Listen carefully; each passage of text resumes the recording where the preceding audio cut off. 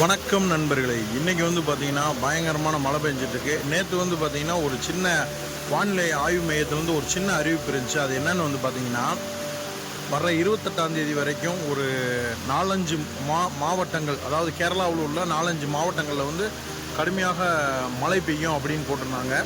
அதே போல் அந்த மாவட்டத்தில் ஒரு மாவட்டம் தான் இடுக்கி. அந்த இடுக்கி மாவட்டத்தின் எல்லையை பங்கிடக்கூடிய தேனி மாவட்டத்தில் வந்து பார்த்திங்கன்னா, தேனி மாவட்டம், கம்பம், அதன் சுற்றி இருக்கிற எல்லா ஏரியாலையும் வந்து பார்த்திங்கன்னா பயங்கரமாக மழை பெஞ்சிகிட்ருக்கு. பயங்கரமான மழை.